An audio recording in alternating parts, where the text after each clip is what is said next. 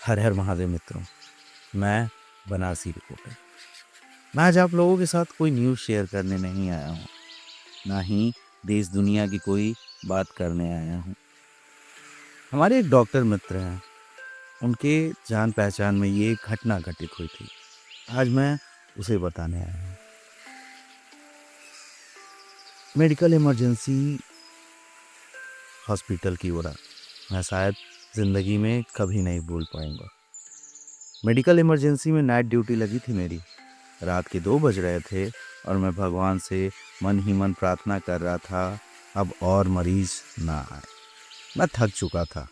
मैं doctors room में जाके थोड़ा आराम करना चाहता था। सारे काम निपटा कर अंदर बेड पर लेटा ही था कि हेड नर्स ने आकर आवाज़ दी, सर मेडिसिन का पेशेंट है। सोचा सीनियर रेजिडेंट सर को उठा दो, लेकिन वो गहरी नींद में थे और वैसे भी रात के मरीजों की जिम्मेदारी हम जूनियर डॉक्टर की होती है। बाहर निकला तो देखा एक बूढ़े बाबा स्ट्रेचर पर लेटे थे। उनके साथ उनकी बहू, बेटा और गांव के 3-4 लोग थे। बहू मुझे देखते ही रोने लगी, डॉक्टर साहब जल्दी कीजिए, बचा लीजिए। पास गया तो बाबा के शरीर से अजीब सी गंध आ रही थी।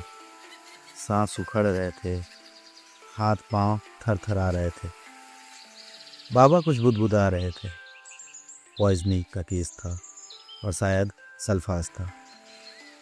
सल्फास गांव में इस्तेमाल होने वाला सबसे आम और सबसे जहरीला जहर।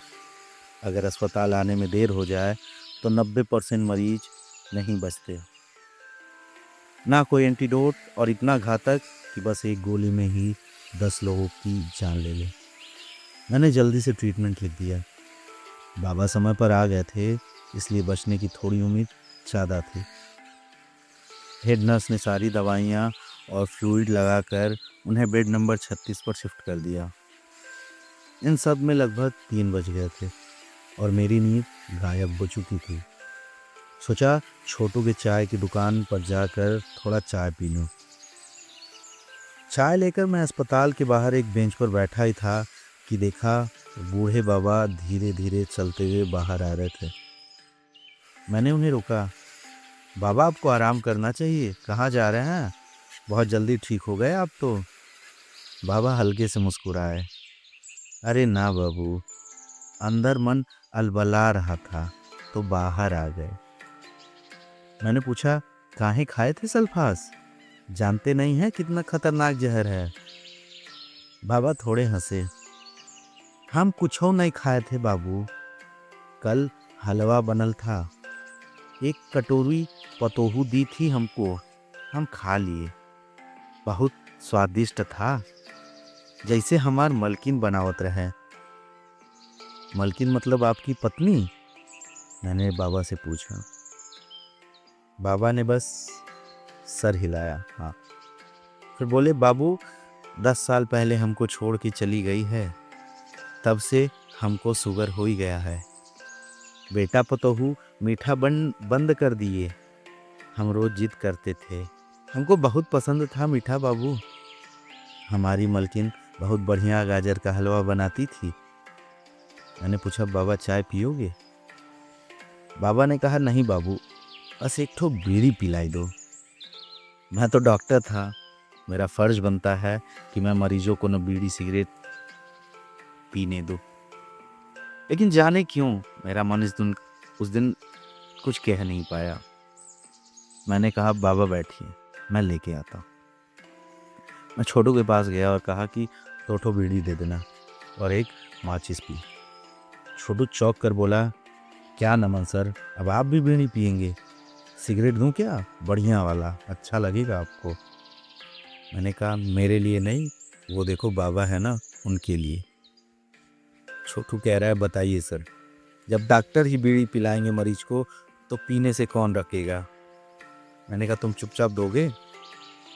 मैंने बीड़ी ली और बेंच पर बैठ गया।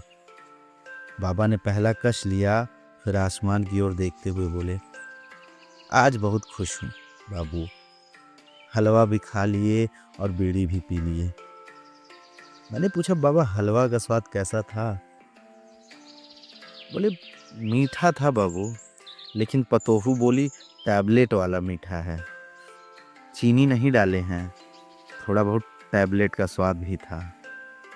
फिर हल्की हंसी के साथ बोले मन तृप्त हो गया बाबू, बहुत खुश हैं आज हम, अब हम जाएंगे।